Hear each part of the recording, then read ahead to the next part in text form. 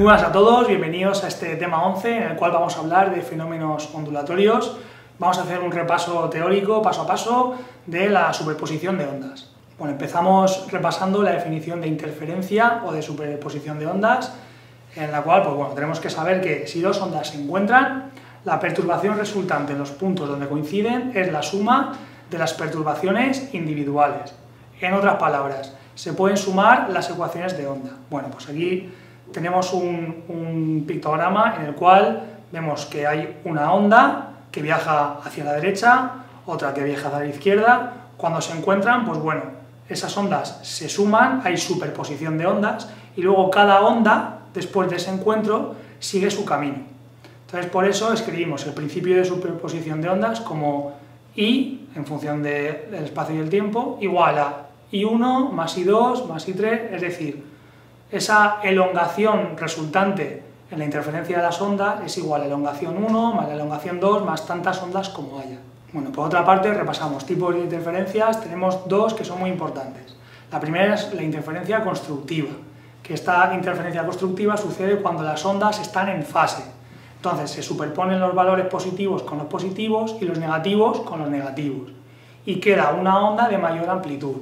Bueno, aquí tenéis en este esquema dos ondas en fase. Vemos que tenemos una de amplitud que parece ser un poco menor, que se encuentra con una de amplitud mayor, ¿vale? Pues entonces el resultado sería la suma de ambas. Bueno, por otra parte tenemos interferencias destructivas. Esto sucede cuando las ondas están desfasadas, se superponen los valores positivos con los negativos y los negativos con los positivos, quedando una onda de menor amplitud. Aquí tenemos este ejemplo de estas dos ondas. Pues tenemos una de amplitud, que vemos que en el primer semiciclo tiene amplitud positiva, recorre el eje positivo de la elongación, y se encuentra con una de amplitud en cuyo semiciclo inicial tiene una amplitud negativa. Bueno, pues al final la onda resultante, esa interferencia entre ambas, pues se suba el positivo con el negativo. Como el negativo es mayor, pues la onda empezará teniendo amplitud negativa. Bien, vamos a hacer un repaso ahora a lo que comúnmente se llama como ondas coherentes. Bueno, estas ondas coherentes tienen igual longitud de onda, frecuencia y amplitud, y sus fases o bien son iguales o tienen una diferencia que es constante. Bueno, entonces, ¿esto qué nos dice? Pues bueno, tenemos interferencia de dos ondas, I sub 1 e I sub 2, en un determinado punto P. Este punto P está situado a una distancia x1 del foco 1 y a una distancia x2 del foco 2, como tenemos representado en la imagen. Bueno, pues lo que nos dice la teoría es que esta I1 y esta I2, al sumarse, se tiene como resultante una onda que tendrá la siguiente expresión. Será la elongación, que será función de posición y tiempo, es igual a 2 veces la amplitud, multiplicado por el coseno de el número de onda por la diferencia de las posiciones, partido de 2, multiplicado por el seno de la frecuencia angular por el tiempo, más el número de onda, multiplicado por la semisuma de sus posiciones. Bueno, pues si nos quedamos con esta última expresión de onda resultante, vamos a compararla con la ecuación de onda convencional. Bueno, entonces, fijaros, en la ecuación de la onda resultante tenemos, digamos, un primer factor que podemos ver que podría equivaler a la amplitud de la ecuación de onda. Por otra parte, señalamos en amarillo esa expresión dentro del seno de la onda resultante, la cual podemos comparar con el número de onda multiplicado por la posición de la ecuación convencional de onda. Bueno, entonces, ¿qué podemos extraer de esta comparación? Pues en primer lugar, que su amplitud varía con la distancia. Bueno, si veis ahí señalado en verde, esta amplitud, la cual hemos representado A sub R, que sería amplitud resultante, es igual a 2 veces la amplitud multiplicado por el coseno, el número de onda, por la posición 1 menos la posición 2 partido de 2, es decir, la diferencia de posiciones partido de 2. Bueno, vemos también que tiene la misma frecuencia angular y el mismo número de ondas. Bueno, por otra parte, esto nos genera un nuevo concepto, que es lo que podemos llamar foco emisor imaginario de esta onda, que en este caso sería pues la semisuma de la distancia 1 y la distancia 2, es decir, la distancia del punto P al foco 1 y la distancia del punto P al foco 2. Bueno, entonces vamos a analizar qué sucede con esta amplitud que varía. Bueno, pues varía de la siguiente manera. Cuando tenemos interferencias constructivas, tenemos que A sub R tiene como valor máximo 2A, es decir, 2 veces la amplitud de las ondas. Entonces, pues bueno, estudiamos este pequeño desarrollo. Si la expresión del coseno es igual a más menos 1, pues la amplitud será máxima.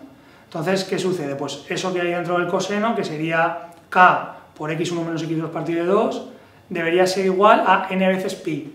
Y si despejamos x1 menos x2 de esta expresión, pues finalmente tendremos que x1 menos x2 es igual a n por 2pi partido de k, es decir, n lambda. Por otra parte, ¿qué pasará cuando el coseno valga 0? Es decir, cuando la amplitud relativa sea 0, pues estaremos hablando de una interferencia destructiva total. La amplitud será 0, interferencia destructiva total. Por tanto, ¿qué sucederá? Que todo lo que hay dentro del coseno tiene que hacer que el coseno tenga como valor 0. ¿Esto cuándo sucede? Pues sucede cuando k por x menos 1 menos x2 partido de 2 es igual a 2n menos 1 y todo eso multiplicado por pi medios, es decir, pi medios, 3 pi medios, 5 pi medios. Cuando ese ángulo valga pi medios, 3 pi medios, 5 pi medios, el coseno valdrá 0. Entonces hablemos de una interferencia destructiva. Si despejamos la diferencia de distancias, x1 menos x2, tendremos que esto finalmente es igual a 2n menos 1 por lambda medios. Bueno, ¿qué interpretación le damos a esto? Pues le damos la siguiente. La interferencia constructiva será máxima, es decir, se produce la máxima amplitud cuando la diferencia de la distancia de los focos es igual a un número entero de longitudes de onda, es decir, lambda, 2 lambda, 3 lambda. Si por ejemplo la longitud de lambda valiera 5, pues la interferencia constructiva será máxima cuando la diferencia de distancia de focos sea 5, 10, 15, etc.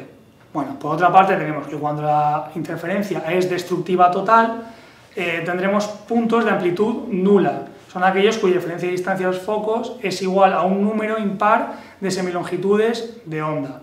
Dichos puntos se denominan nodos, es decir, si lambda fuera 5 tendríamos una interferencia destructiva total cuando la diferencia de distancias sea igual a un número impar de semilongitudes, es decir, 5 medios, 3 5 medios, y así sucesivamente. Bueno, un caso particular de estas interferencias son las ondas estacionarias. Estas ondas tienen lugar cuando en la interferencia encontramos dos ondas iguales, pero viajando en sentido opuesto. Bueno, aquí tenemos la ecuación de onda resultante, sería la elongación es igual a la amplitud por el coseno del número de onda por la distancia, y sería igual a 2 veces la amplitud por el coseno del número de onda por la distancia por el seno de la frecuencia angular por el tiempo. Bueno, entonces vemos en la siguiente imagen que cuando la amplitud de la onda estacionaria es máxima, es decir, la amplitud es 2 veces la amplitud de las ondas que interfieren, recibe el nombre de vientre, y cuando la amplitud de la onda es nula, recibe el nombre de nodo. Bueno, esto ha sido todo en este tema, espero encontraros en el siguiente.